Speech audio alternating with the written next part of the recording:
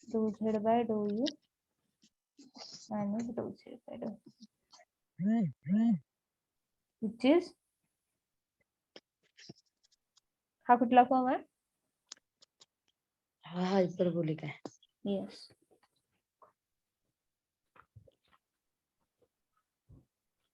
ठीक आहे. Now the next is एक मिनिट थांब.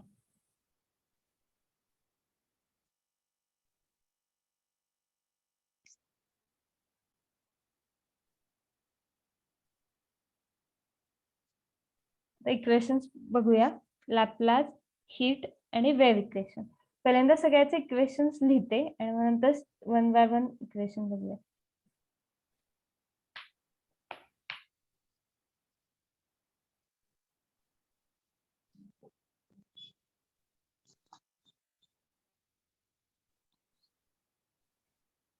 झालं.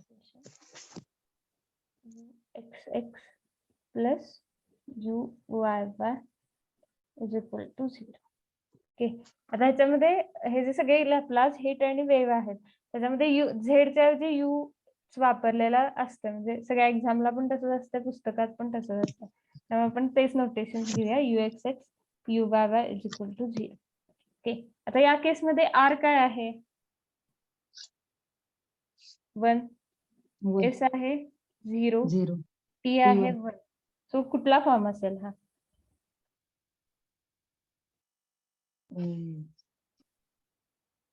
Square minus 4RT.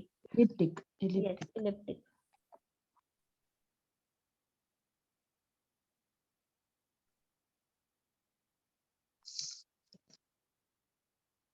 Now, heat equation.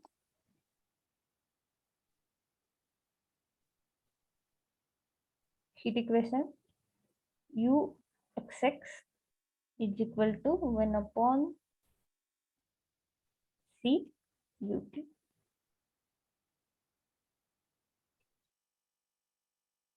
या केसमध्ये R 1 is 0 T पण 0. So square minus 4RT is 0 आहे ना. yes. So it is हा पॅराबोलिक आहे ना. yes, it is parabolic.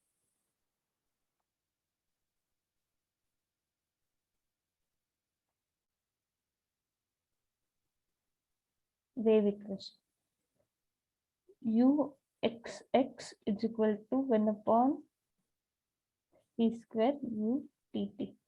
Wave आणि हीट मध्ये थोडासाच फरक आहे, त्यामुळे कन्फ्युज होऊ नका. हीट इक्वेशन मध्ये 1 upon c u t means फक्त फर्स्ट ऑर्डर पार्शियल डेरिव्हेटिव्ह आहे. वेव्ह इक्वेशन मध्ये सेकंड ऑर्डर पार्शियल डेरिव्हेटिव्ह आहे. R 1 s 0 t minus 1 upon c square minus 1 ना. म्हणजेच हे काय असेल? हायपरबोलिक. Hyperbolic greater than 0.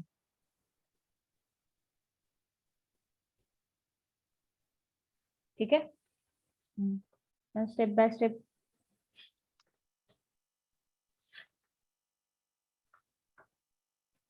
पहिल्यांदा हीट इक्वेशन बघूया.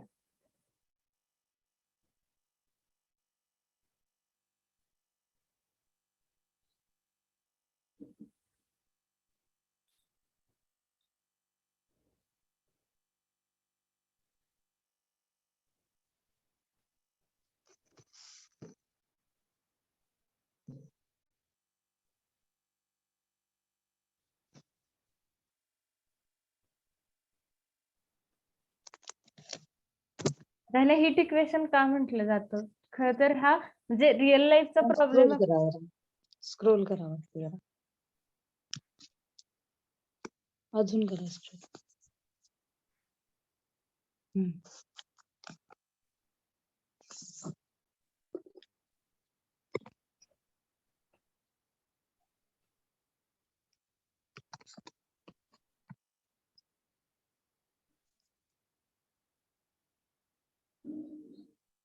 ठीक ठीक आहे, झालं.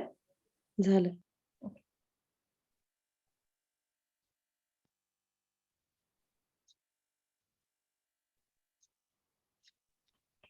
हीट इक्वेशन का म्हटलं जातं, तर रिअल लाईफ मधला जो प्रॉब्लेम होता तो आपण मॅथमॅटिकल टर्म्स मधील आणला आणि त्याचं रिप्रेझेंटेशन काय होतं, तर u x x is equal to 1/α UT. तर हीट कंडक्शन आता हे कशासाठीच आहे, तर हीट कंडक्शन बाय रॉड्स, म्हणजे एक तर ती फायनाईट असेल, इनफायनाईट असेल किंवा वन एंड फिक्स असेल, अशा टाइप मधले प्रॉब्लेम. हे काही लिहून देत नाही, मी फक्त एक्सप्लेन करते. जर एखादी रॉड असेल, ह्याची लेंथ आहे L, ओके. मग आता ह्याच्या या रॉड वरचे टेम्परेचर डिस्ट्रीब्युशन आपल्याला बघायचं आहे. ह्याची लेंथ आहे L, ठीक आहे. मग त्याच्यासाठी सगळ्या आपल्या कंडिशन्स, इन्सुलेटेड पाहिजे सिलेंडर, युनिफॉर्म डिस्ट्रीब्युशन पाहिजे, हे सगळं त्याच्यामध्ये आपण पहिल्यांदा कन्सिडर, म्हणजे अझम्पशन्स आहेत हे आपल्या पहिला, की ही जी रॉड आहे ती युनिफॉर्मली डिस्ट्रीब्युटेड, म्हणजे ह्याचं जे टेम्परेचर डिस्ट्रीब्युट होईल ते युनिफॉर्मली डिस्ट्रीब्युशन असेल. परत त्याची लेंथ आहे, म्हणजे ही जी लेंथ आहे किंवा ह्याची जी जाडी आहे ती युनिफॉर्म असेल. हे सगळ्या आधी त्याचे अझम्पशन्स आहेत. तर हीट कंडक्शन प्रॉब्लेम म्हणजे काय, आपल्याला या प्रॉब्लेम मध्ये काय डिटरमाइन करायचं, तर टेम्परेचर डिस्ट्रीब्युशन काय झालं हे डिटरमाइन करायचं. तर या केसमध्ये आपण यू एक्स आणि टी चं फंक्शन आहे, म्हणजे झेड एक्स वाय चं जसं फंक्शन आहे तसं यू हे एक्स आणि टी चं. म्हणजे टी काय असेल, टेम्परेचर किंवा टी आहे टाइम, एक्स आहे डिस्प्लेसमेंट, म्हणजे डिस्टन्स ह्याचं किती आहे वन एंड पासूनचं, एक्स आहे डिस्टन्स किंवा डिस्प्लेसमेंट, आणि यू एक्स टी म्हणजे हे एक्स आणि टी चं फंक्शन काय रिप्रेझेंट करतात, तर टेम्परेचर. आता टेम्परेचर कशावर डिपेंड आहे, तर किती टाइम आणि केवढं डिस्प्लेसमेंट त्याच्यावरती. लिहून देते, एवढं लिहिते मी, यू एक्स टी हे काय आहे, टेम्परेचर,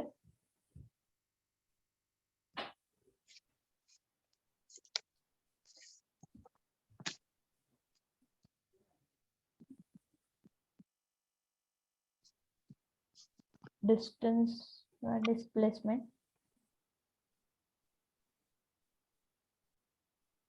ती आहे टाइम.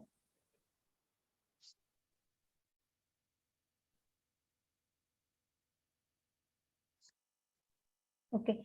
आता ह्याच्यासाठी बाउंड्री कंडिशन आणि इनिशियल कंडिशन म्हणजे काय माहित पाहिजे. इनिशियल कंडिशन म्हणजेच काय, तर एका पॉइंटला ज्या कंडिशन्स दिल्या जातात त्याला इनिशियल कंडिशन्स, आणि बाउंड्री कंडिशन्स म्हणजे 2 पॉइंटला जेव्हा दिल्या जातात त्याला बाउंड्री कंडिशन्स म्हणायचं. तर ठीक आहे, तर या केसमध्ये बाउंड्री कंडिशन कुठे असतील, तर जेव्हा लेंथ 0 असेल आणि लेंथ, आता इथे लेंथ 0 आहे आणि या एंडला याची लेंथ L आहे, म्हणजे बाउंड्री कंडिशन 0 आणि L च्या वेळेला. ठीक आहे,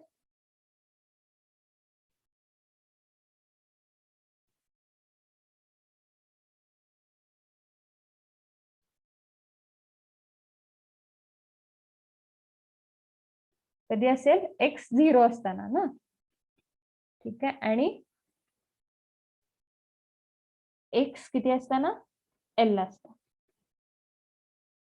आणि इनिशियल कंडिशन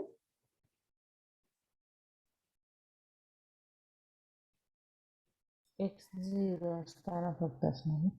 नाही, इनिशियल कंडिशन आपण t 0 असताना घेतो इनिशियली, म्हणजे अजून चालू करायचंय ना प्रोसेस, त्यामुळे इनिशियली काय कंडिशन होती, तर t इज इक्वल टू 0 असताना जे काय असेल ते हे काहीतरी सम फंक्शन ऑफ x काहीतरी असेल, इथे पण काहीतरी कंडिशन असते. ठीक आहे, त्यामुळे इनिशियल आणि बाउंड्री कंडिशन कशाला म्हणायचं हे समजून घ्या. इनिशियल म्हणजे काय, आधी प्रोसेस आपली चालू व्हायच्या आधी इनिशियली त्या रॉडचं किंवा त्या सिलेंडरचं टेम्परेचर काय होतं. इनिशियली म्हणजे काय, टाइम चालू व्हायचा म्हणून t इज इक्वल टू 0. आणि बाउंड्री कंडिशन म्हणजे बाउंड्रीला, म्हणजे त्या रॉडच्या बाउंड्रीला, त्या सिलेंडरच्या बाउंड्रीला काय कंडिशन्स असतील किंवा काय टेम्परेचर असेल ते म्हणजे बाउंड्री कंडिशन. ठीक आहे, तर हीट इक्वेशन म्हणजे काय बघूया.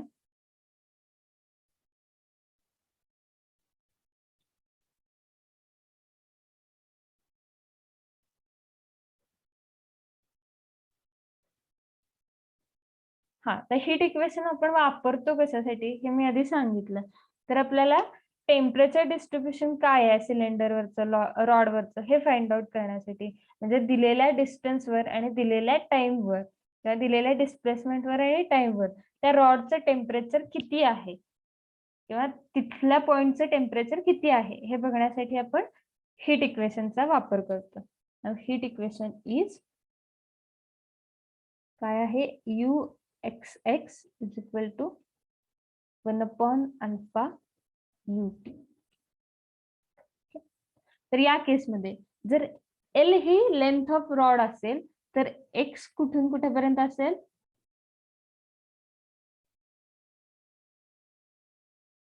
0 to L ना, म्हणजे एक्स ची व्हॅल्यू एल पेक्षा मोठी असणार नाही आणि 0 पेक्षा लहान असणार नाही. आणि टी ची व्हॅल्यू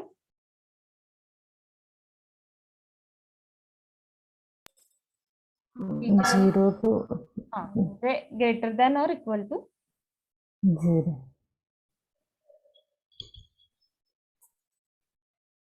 ओके. आणि कंडिशन्स दिलेल्या आहेत, इनिशियल आणि बाउंड्री कंडिशन्स काय, तर UX0 is equal to phi of x and boundary condition is u at 0t is equal to f1 of t and u at lt is equal to f2 of t.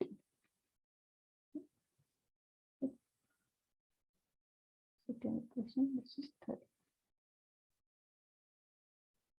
आता लक्षात घ्या, जेव्हा मी equation number 2 मध्ये x is equal to 0 ठेवेन म्हणजेच काय येईल, मला u00 काय मिळालं, phi of 0 मिळालं, बरोबर. आणि इक्वेशन 3 मध्ये मी जेव्हा t इज इक्वल टू 0 ठेवेन तर फर्स्ट इक्वेशन बघा त्यातलं काय येईल, u of 00 is equal to f1 of 0. मग आता मला सांगा phi1 of 0 आणि f1 of 0 कसे पाहिजे, at Equal point 0. पाहिजे. हा, इक्वल पाहिजेत, कारण काय u00 इक्वल पाहिजे, म्हणजे phi1 आणि f1 असे पाहिजेत की phi at 0 is equal to f1 at 0. आणि सिमिलरली u at L0 काय असेल, phi at L, बरोबर. आणि u at L0 काय आहे, f2 of 0. म्हणजे ह्याच्यावरनं काय पाहिजे, phi of L is equal to L is f2 of equal to f2 of 0.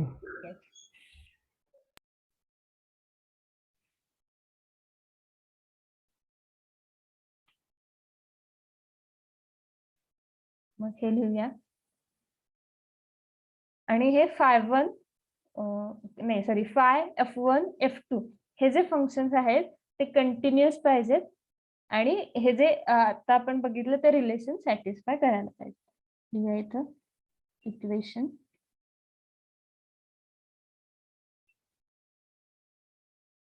Functions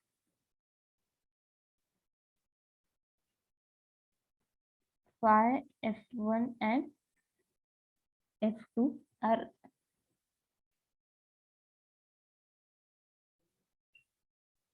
assumed to be continuous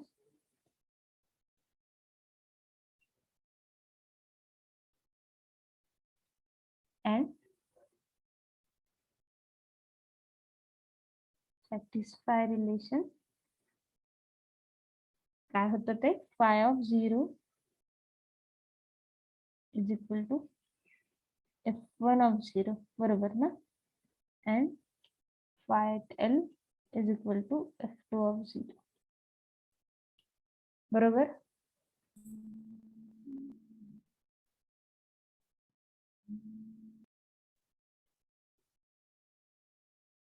तर ह्याच्यामध्ये काय प्रॉब्लेम काय आहे, तर ह्याच्यामध्ये u at xt हे फाइंड आउट करायचं आहे, बरोबर आहे ना.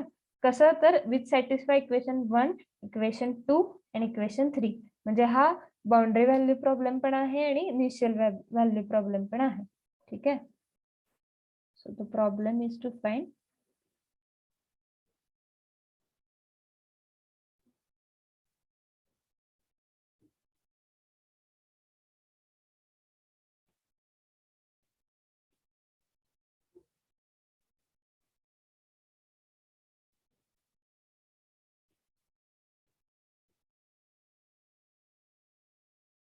काय फाइंड करायचं UXT means temperature distribution which is defined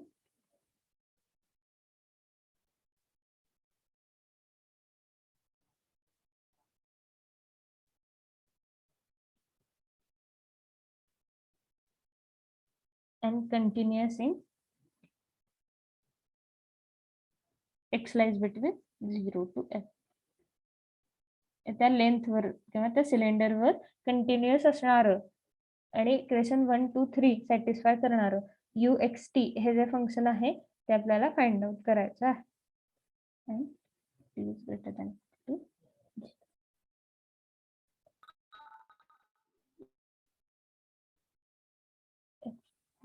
And satisfying 1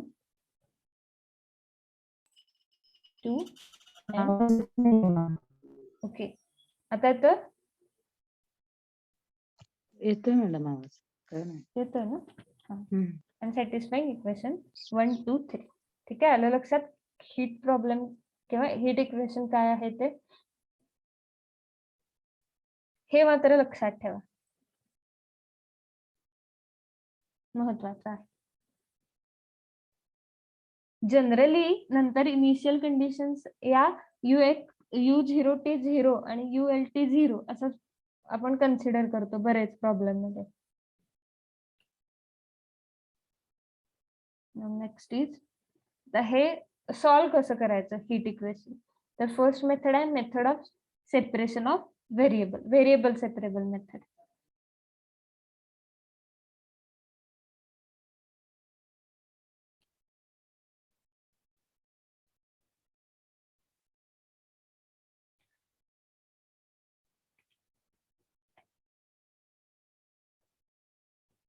Method of separation of variable.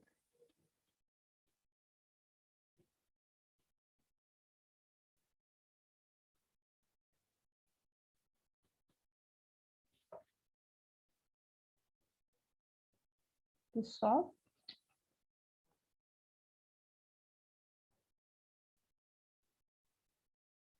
the heat equation. ठीक आहे, तर यासाठी पहिल्यांदा इनिशियल कंडिशन काय आहेत हे बघूया. Consider heat equation UXX is equal to 1 upon alpha घेतलं ना, 1 upon alpha UT, where x lies between 0 to L, T is greater than 0, with initial and boundary condition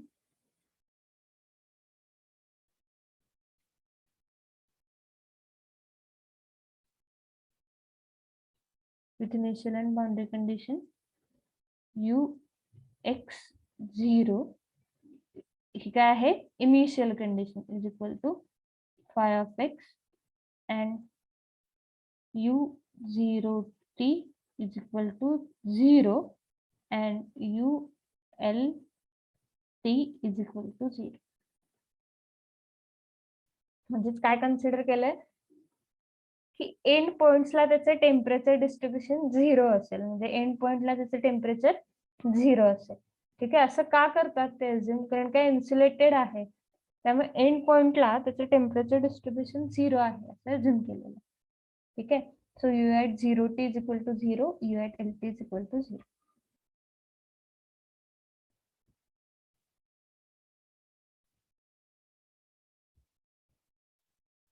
The method of separation of variable. The separation of variable म्हणजे आपल्याला लक्षात येईल x आणि t चे वेगवेगळे functions असतील. म्हणजे आता आपल्याला जेव्हा dy/dx is equal to some function of xy हे व्हेरिएबल सेपरेबल न म्हणजे सोडवायचं असतं, तेव्हा आपण काय करतो तर y चं फंक्शन म्हणजे y चं वेगळं, सपोज y² log x असं काहीतरी असेल, तर वायचं फंक्शन वेगळं आणि लॉगचं फंक्शन वेगळं, सॉरी एक्सचं फंक्शन वेगळं, अशा फॉर्म मध्ये दिसतं. म्हणजेच या केसमध्ये पण व्हेरिएबल सेपरेबल आपण वापरतो. म्हणजे जे दिलेलं फंक्शन आहे UXT हे कसं दिसेल?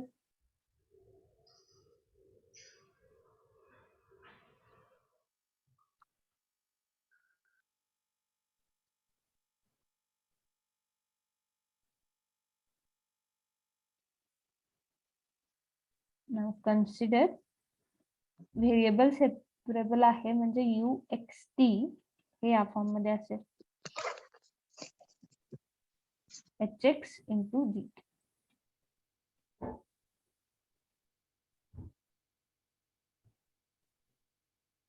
Equation number 2.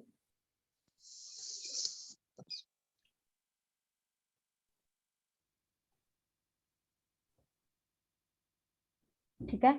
सो UXX काय येईल मग?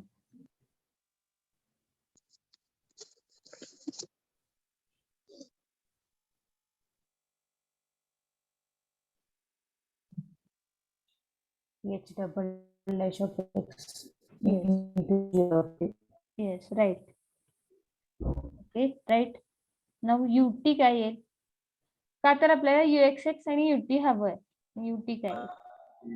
H of x into g dash of t. G dash of t. Right. Then from 1 काय लिहू शकते मी? UXX is equal to 1 upon alpha UTT. So H double dash of x g of t G of t is equals to 1 upon alpha h of x into g H dash of of t. x into G dash of t. आता X चे function वेगळे, T चे function वेगळे करूया. काय येईल? H double dash of x divided by h of x equals to 1 upon alpha into g dash of t divided by g of t. Okay. आता ह्याला सपोज K म्हणूया. ठीक आहे. तर आता ह्याचे केसेस पडतील. आपल्याला हे सॉल्व्ह करायचं म्हणजे ह्याचे केसेस पडतील. एक तर K 0 असेल, K ग्रेटर दॅन 0 असेल, K लेस दॅन 0 असेल. सो केस फर्स्ट इज बरोबर ना? K 0. ह्याला ब्रॅकेट करू का?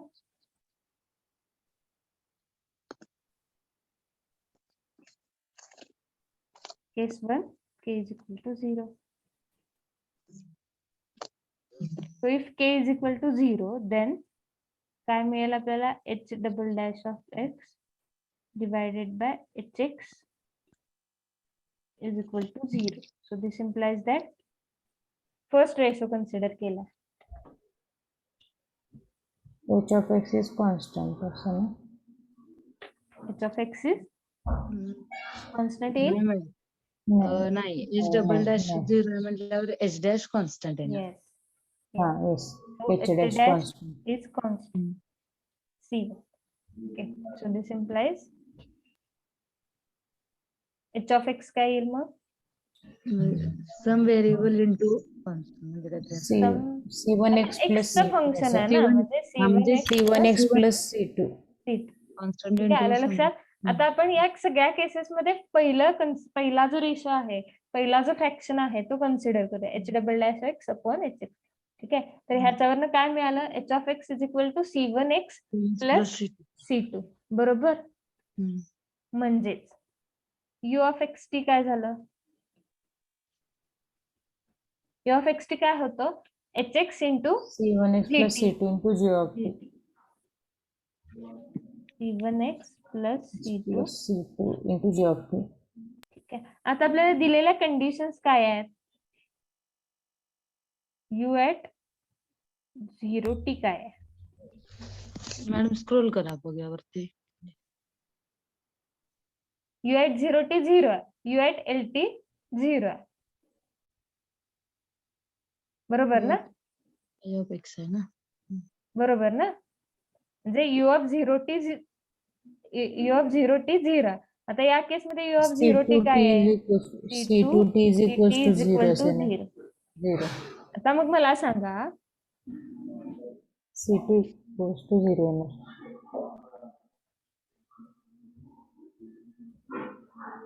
But नाही. U of लिहिते t हवंस equals तर to 0. असं लिहिते पहिला हा. h of 0 g of t is equal to 0. ठीक आहे, आता लक्षात घ्या दोन केस असतील, एक तर h ऑफ 0 0 असेल किंवा g ऑफ t 0 असेल. पण जर g ऑफ t हा 0 झाला तर u हे जे फंक्शन आहे ते नेहमीच 0 होईल. येते लक्षात? Yes. म्हणजे हे काय झालं, ट्रिव्हियल सोल्युशन झालं. आपल्याला ट्रिव्हियल सोल्युशन नको आहे, आपल्याला नॉन ट्रिव्हियल सोल्युशन पाहिजे. म्हणजे ट्रिव्हियल सोल्युशन असतंच ना, 0 सोल्युशन असतंच आपल्याला, म्हणजे त्यात वेगळं करायची काही गरज नाही. त्यामुळे आपण नॉन ट्रिव्हियल सोल्युशन बघतो. तर या केसमध्ये जर g ऑफ t जर 0 झाला तर u x t हा ऑलवेज 0 होईल. मग त्यामुळे g ऑफ t 0 व्हायला नको. So this सिम्प्लाइज that H of 0 is equals to 0. आता एच ऑफ 0 0 चालेल का? तर एच ऑफ 0 हा काय आहे, एका पॉइंटला आहे, त्यामुळे एका Yes, पॉइंटला एका 0 चालेल, point ला. काय Yes. प्रॉब्लेम नाही. आपल्याला लिहायला पाहिजे का? नाही. If g of t is 0 then ठीक आहे.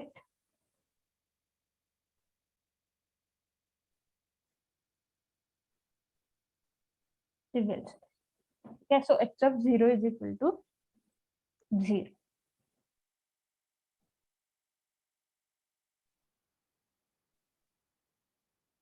So h of 0 is equal to 0 implies this implies c2 is equal to 0. 0. Okay. Now अजून एक काय कंडिशन माहिती आहे, u at lt is equal LT to is equals 0 to 0. means hl to gt GT is equals is to equal to 0. 0. तर या केस मध्ये पण काय पाहिजे, HL 0 पाहिजे. HL is equals ठीक आहे, to 0. GT जर 0 झाला तर ट्रिव्हियल सोल्युशन मिळेल आपल्याला. So h of L is equal to 0. This implies that C1L plus C2 C2 is is equal equals to to 0. 0. पण आपल्याला C2 0 C2 आलेला आहे 0. माहिती आहे. Yes. But C1 is equals to also 0. C1 is equal to 0. C1 0 मिळाला, C2 0 मिळाला, म्हणजेच U of xt काय मिळालं, 0 मिळालं. म्हणजे हे काय झालं,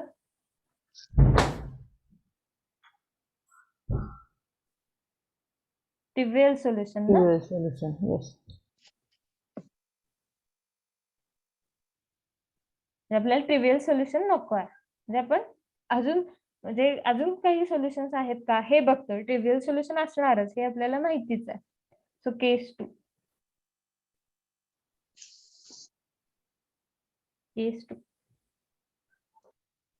if k is greater than 0 then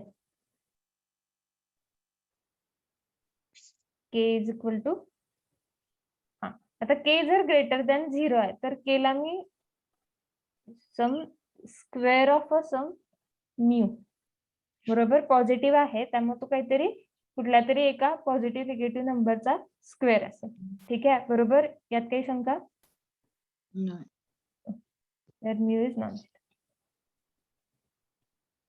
मग फर्स्ट रेशो किंवा फर्स्ट फ्रॅक्शन कन्सिडर केल्यानंतर h double dash of x divided by hx is equal to mu square. Yes. So this implies that H double dash of x is equal to mu square.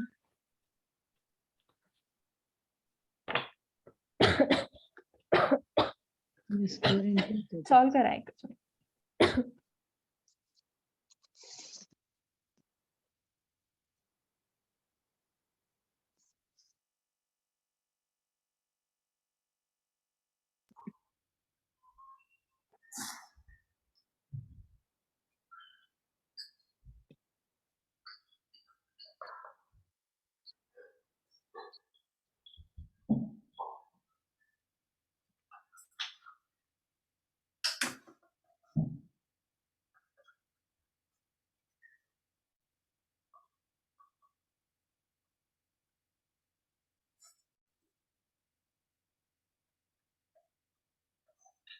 ठीक आहे, काय आलं H of x मग?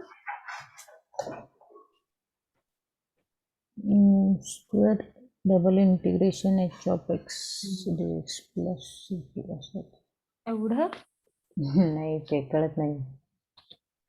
आता mu square कॉन्स्टंटच आहे ना. हम्म.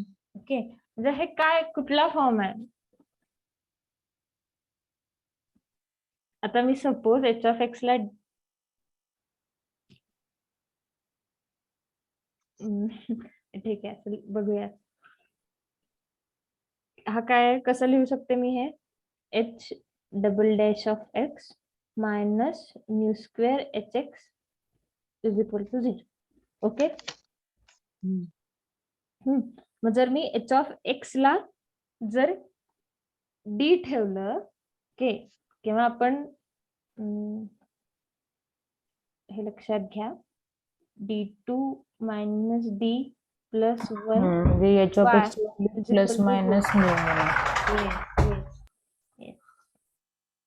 कारण एच ऑफ एक्सच डेरिव्हेटिव्ह आहे h double dash of x. तर ह्याला मी काय ठेवेन?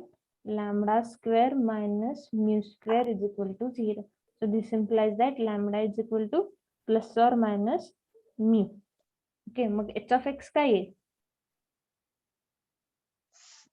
म्हणजे हा फॉर्म लक्षात घ्या, हा काय आहे? y double dash minus mu square y is equal to 1 into e raised to mu x plus c2 into e raised to minus mu x येणार. h of x is equal to c1 c1 into e raised to mu x plus c2 into e raised to minus mu x. right. बरोबर. आता आपल्याला initial आणि boundary condition माहिती आहे. So first boundary condition वरनं h of 0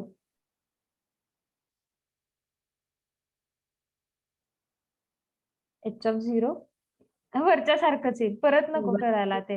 you h 0 C1 t is plus equal to C2. So h of 0 is equal to 0 माहितीये आणि h of l is equal to 0 माहितीये.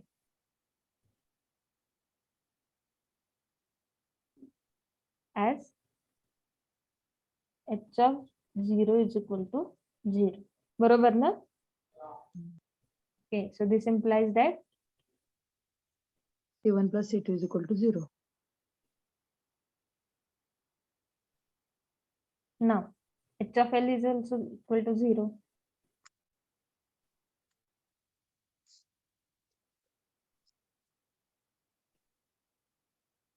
c1 e raised to mu l plus c2 e raised to minus mu l equal to 0. ह्याच्यावरनं C1 आणि C2 काय येतील?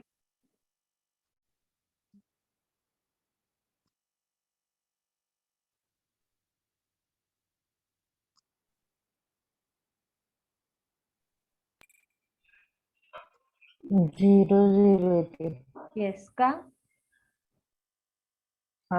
पहिल्यावरून C1 ची value minus C2 जर second मध्ये put केली येस तर त्याच्यामध्ये C2 व्हॅल्यू मिळायला पाहिजे. येस, म्हणजे करू फर्स्ट मध्ये पुट केला तर फंक्शन वर 0 त्याच्यामुळे c2 0 येणार. येस, मी डायरेक्ट लिहू. So this implies that C1 is equal to 0 and C2 is equal to 0. Okay, या केस मध्ये पण आपल्याला काय मिळालं? Trivial solution. Yes, here h of x is equal to 0. Then we get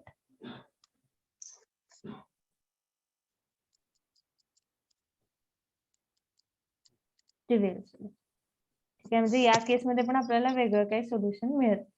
तर last third case, case 3. k less than 0. Yes, k is less than 0. k is equal to minus mu square. k is minus mu Equal to 0. non-zero. Right. या केस मध्ये काय येईल मग? s double dash x upon h of x is equal to minus mu square. So this implies that h double dash of x plus mu square hx is equal to 0. म्हणजेच hx काय येईल?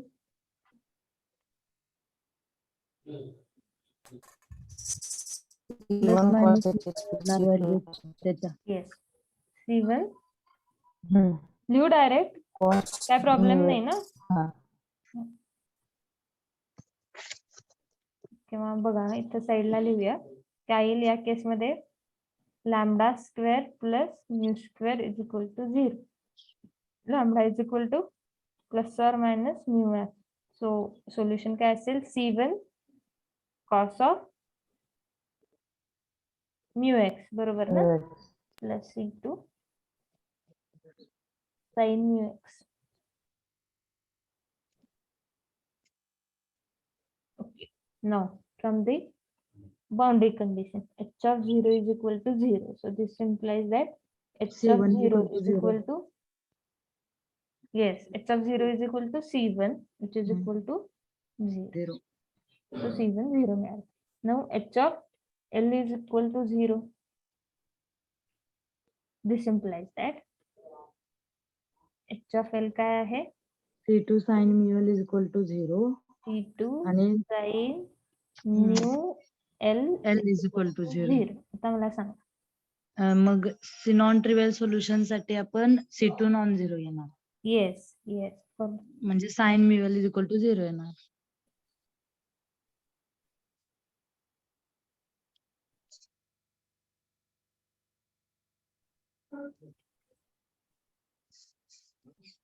for non-trivial solution, sin mu L Sin mu L is is equal equal to to 0. 0. The sin mu L म्हणजे 0 असतं म्हणजेच काय, mu L is equal to n pi. Yes mu L is equal to n pi. म्हणजे mu is equal to n pi by L. this mu is equal to n pi, where n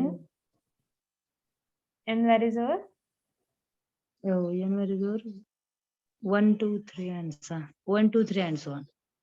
म्हणजे n हा 0 नको. yes n 0 नको, 1 2 3 and so on. So mu is equal to, mu काय मिळाला, n pi by a. मग h of x काय झाला सांगा,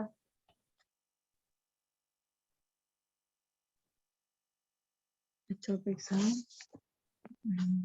C1 नाही C2 C1 तर 0 आहे. C2 sin sin mu mu L ची व्हॅल्यू म्हणजे n pi by L into x. बरोबर. हम्म. Yes, म्हणजे h of x आपल्याला मिळाला काहीतरी. मग आता जेव्हा आपले n बदलतील, n 1 2 3 अँड सो ऑन, तेव्हा h of x बदलतील, म्हणजे n h आपल्याला मिळतील अशा टाइपचे. म्हणून मी लिहिते hn of x can be given it is given bye, आता C1 पण बदलतील, constant Cn sin n pi by L into h. Okay, म्हणजे आता h तरी मिळालाय, आता h मिळाला, मग g पण काढायला पाहिजे ना, u आपल्याला पाहिजे, म्हणजे g पण काढायला पाहिजे. g कसं काढणार,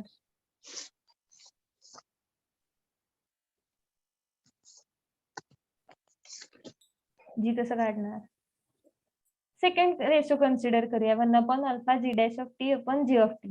k च्या जागी काय ठेवणार मी, फक्त मायनस, k च्या जागी मायनस म्यू स्क्वेअर, पण म्यू ची पण व्हॅल्यू आपल्याला मिळालेली आहे. So now to find g, consider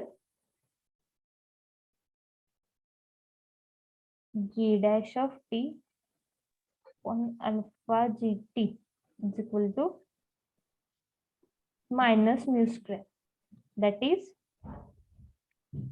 काय येईल, g dash of t upon gt is equal to काय येईल,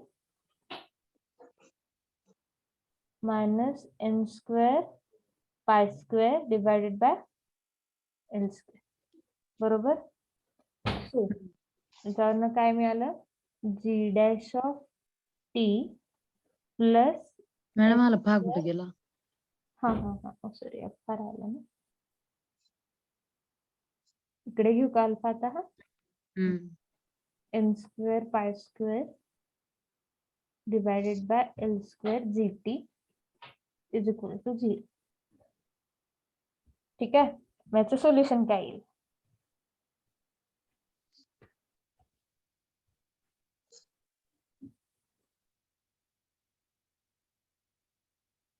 आता हे कसं दिसतंय बघा, y dash plus alpha n e raised to pi square n square y is equal to, so solution is c of t is equal to काय येईल सांग?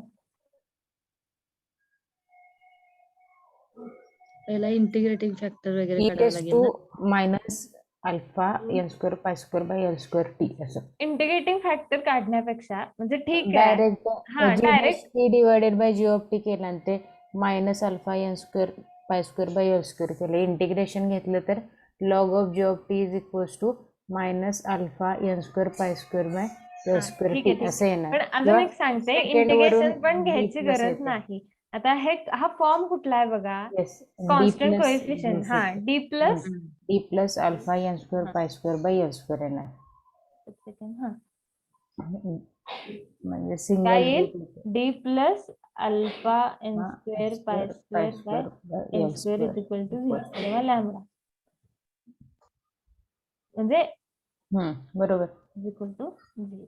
लॅम्बडाची एकच व्हॅल्यू येणार मग, त्यामुळे लॅम्बडाची C1 एकच व्हॅल्यू येणार, मग ती काय येईल, C1 नको लिहायला, Cच लिहूया. काय प्रॉब्लेम? हा yes, c e raise to minus alpha n square pi square by l square into t. G of t is then C e raised to minus alpha alpha n square pi square minus alpha n square pi square, बरोबर ना, हा बरोबर आहे, divided by l square into t. Right. Where n is, आता n इथं काय 0 पण चालेल, बरोबर ना, 0 1 2 सो एन इक्वेशन्स आहेत, त्यामुळे मी लिहिते g n of t is equal to c e raise to minus alpha n square pi square l square into t. Okay, ठीक आहे. सो यू काय मिळालं, यू एक्स टी किंवा in general u n x t काय मिळालं, h n into g n which is equal to, खालीच लिहूया,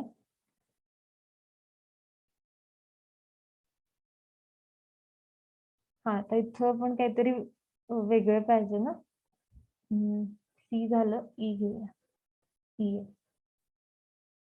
काय येईल, एच एन काय मिळालं, C N sign of pi pi l by l into x, into x. ठीक आहे, into e n e raise to minus alpha n square pi square divide by l square into t. आता c आणि e n हा कॉन्स्टंटला एकत्र करूया आणि लिहूया d n sine n by l into x e raised to minus alpha n square pi square l square into t equal to u n of, okay.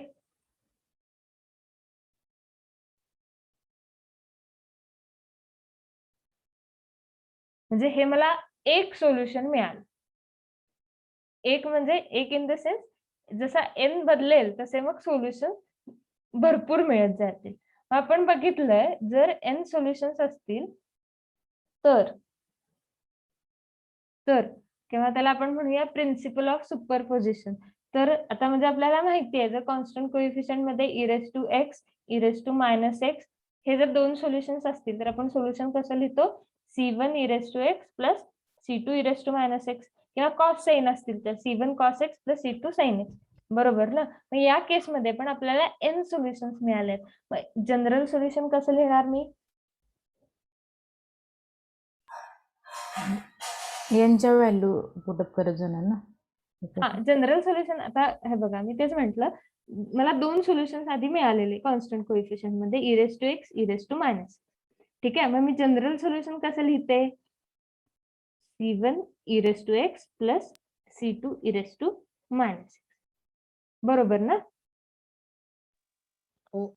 Okay, आता इथं पण n सोल्युशन्स मिळालेले आहेत. मग मी जनरल सोल्युशन काय करणार? C1 into ह्याचे constant, पण इथं कॉन्स्टंट पण ऑलरेडी आहेत, त्यामुळे मी काय लिहीन डायरेक्टली समेशन. बरोबर? n that is 1 to infinity dn. 1 to infinity कसं येणार मग?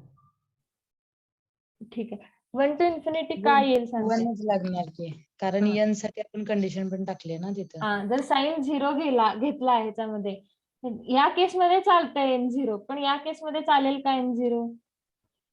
म्हणजे बघितलंय ना आधी, साइनच्या केसमध्ये n0 चालणार नाही. मग इन जनरल दोघांचा प्रोडक्ट आहे, त्यामुळं तिथे त्या केसमध्ये 0 पण चालणार नाही. इथे लिहिते मी हवंच तर n values 1 2 3 and so. Okay, ठीक आहे. मग ट्रिवियल सोल्युशनच येईल n जर 0 टाकला तर. dn sin of n pi lx into e raised to minus alpha n square pi square l square into t. Okay, ठीक आहे.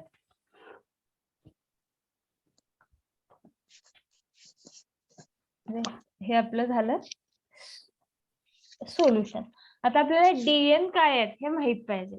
तर dn हे जर फोरियर सिरीज आठवत असेल, जर फोरियर सिरीज आठवत असेल तर dn काय येतील, कोण सांगू शकेल?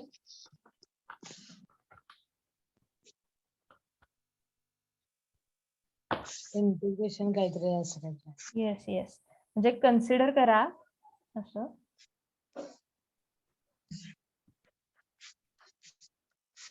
किंवा इनिशियल कंडिशन वरनं बघूया आपण. इनिशियल कंडिशन दिलेली काय आहे? u at x0 is equal to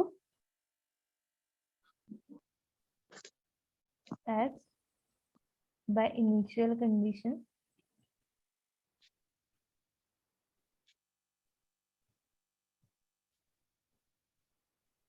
u at x comma 0 is equal to phi of x, right? हे दिलेलं आहे, बरोबर ना? आता u at x0 काय येईल? t च्या जागी 0 ठेवल्यानंतर e raised to जे काय आहे ते 1 असेल. So phi of x is equal to काय होईल मग? Summation n values of 1 to infinity dn sin n pi lx. Okay, बरोबर? मग देन बाय फोरियर सिरीज.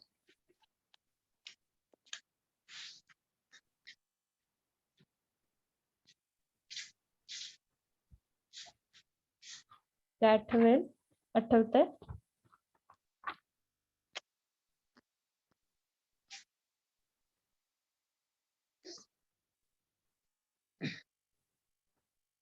आठवते काय फोरियर सिरीज?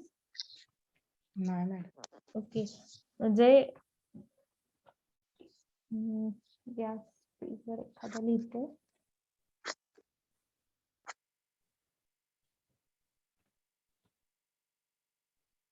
फोरियर सिरीज म्हणजे कशाची किंवा रिप्रेझेंटेशन कसं असतंय काय तेवढं, म्हणजे साइन कॉस च्या फॉर्म मध्ये असतं, हे तरी लक्षात आहे? हो, ते आहे की. हा, ठीक आहे. ह्याच्यामध्ये आपल्याला कोइफिशियंट आपण काढतो, ते कसे काढतो आठवत असेल तर बघा. हा, an is equal to something 1 upon pi integration. आता समजा मायनस c टू सी किंवा minus pi two pi minus in general लिहूया. काय असतं an हा त्याचा कोइफिशियंट असतो 1/c minus c to c fx cos n pi x divided by c dx.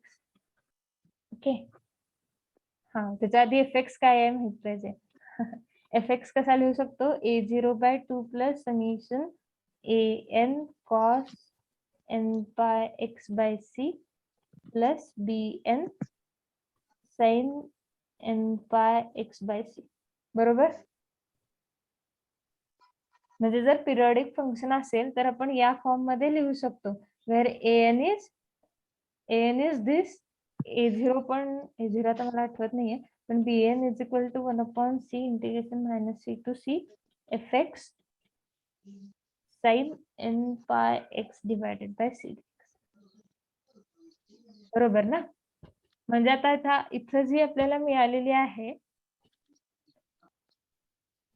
साइनच आहे, म्हणजे आपल्याला bn काढायचं आहे. सो या केसमध्ये काय येईल, या केसमध्ये dn येईल. डायरेक्ट लिहिते, नंतर चेक करा. Equal to 2/l integration 0 to l fx, म्हणजे इथं फंक्शन आहे phi x sin n pi x divided by l dx. Okay, ठीक आहे. म्हणजे आपल्याला काय मिळालं सोल्युशन, किंवा हीट इक्वेशनचं सोल्युशन काय मिळालं in general. So required solution is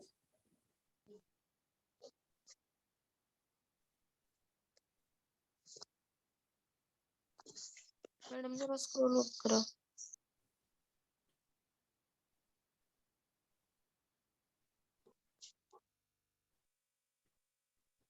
दोन्ही मिळून लिहिते. रिक्वायर्ड सोल्युशन इज काय असेल, uxt is equal to summation n there is 1 to infinity dn काय आहे, sin n pi x divided by l into e raised to minus alpha n square pi square divided by l square into t, where dn is given as dn is equal to 2/l integration 0 to l. Ma'am हा, ते वरती आपण dn कसा ते phi of x कसा मिळणार ते हा. लिहिले, summation dn into sine n pi x bye l, आणि Yes. परत बाय फोरियर सिरीज परत dn ची value in terms of phi हा. of x मध्ये लिहिले. Yes yes. हा, एकच मिनिट सांगते.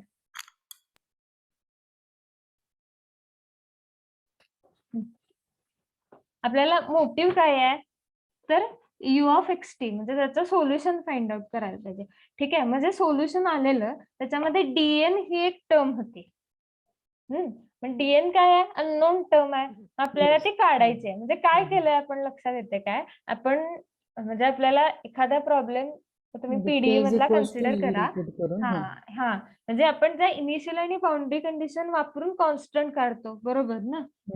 हा, म्हणजे इथं हा dn पण कॉन्स्टंट आहे, Yes. तो आपल्याला काढायचा आहे. मग त्याच्यासाठी आपण इनिशियल कंडिशन वापरली, काय आहे, बाउंड्री कंडिशन वापरून आधी झालेल्या आहेत आपल्या. नाही, म्हणजे मला काय म्हणायचं ते हा. कंडिशन वापरली ते समजलं की, म्हणजे आता आपण e of x t in terms of dn sine आणि e च्या फॉर्म मध्ये लिहिला. हा. टी पुट केल्यानंतर म्हणजे आपल्याला सॉरी टी ची व्हॅल्यू 0 पुट केल्यामुळे नुसतं साइन n पाय x चं फंक्शन हा, लागेल. बरोबर, मिळालं. मग आता ते जे फंक्शन येते टी पुट केल्यानंतर, मग त्याला आपण phi of x म्हणलो ना इन जनरल. हा, म्हणजे हे phi of x हे आलं, बरोबर. हा, ओके. आणि मग आता phi of x मध्ये dn येतोय, dn हा कॉन्स्टंट. हा, बरोबर. बरोबर. मग dn कॉन्स्टंट फाइंड करताना परत आपण इंटिग्रेशन मध्ये phi of x चं फंक्शन लिहिलंय ना. हो, phi बरोबर. of x च लिहिलंय. म्हणजे हा. तिथं दुसरं कुठलं फंक्शन यायला पाहिजे का, in general any function of x असं काहीतरी. नाही नाही का नाही, तोच In phi general of any x function, येते. तोच phi of x येणार. इथं आपण मग इनिशियल त्याच्यात परत dn येणार ना. कुठं dn येणार त्याच्यात. phi of x ह्या फंक्शन मधला summation dn sin n pi x by l. हा, Okay. ते मग मला कळत नाही. त्याच्यासाठीच फोरियर सिरीज वापरली. एकच मिनिट, जर तुमचा ठीक आहे. तर फुरियर सिरीज काय सांगतेय, जेव्हा फंक्शन आपण f of x is equal to a0/2 summation an cos npi by x bn sin npi by x, म्हणजे इथं हे पण समेशनच्या अंडर आहे ना, लक्षात ठेवा. अशा टाइप मध्ये लिहितो. तेव्हा an काय असतो, म्हणजे कॉसचा जो कोइफिशियंट असतो तो या टाइप मधला असतो आणि साइनचा जो फंक्शन असतो तो या टाइप मधला असतो. म्हणजे आपण इथे an आणि bn हे फाइंड आउट करतोय, आलं का लक्षात, फंक्शन वरनं. नाहीतर फोरियर सिरीजचे एक्झाम्पल सॉल्व्ह केले असतील तर लक्षात येईल तुमच्या. म्हणजे बरं ठीक आहे, एक्झाम्पल घेतल्यानंतर मे बी तो डाऊट क्लिअर होईल. हा, एक्झाम्पल घेतल्यावर मे बी ते क्लिअर होईल. किंवा म्हणजे आज इथंच थांबवणार आहे मी लेक्चर.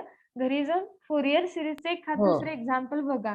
आणि चालेल. म्हणजे जर नसेल तुमच्याकडे तर मग मी फोटो पाठवते, म्हणजे बीएससीचं जे ओके. पुस्तक आहे ना त्याच्यामधले. मग तेव्हा लक्षात येईल की एन आणि बीएन आपण कसे फाइंड आउट करतो.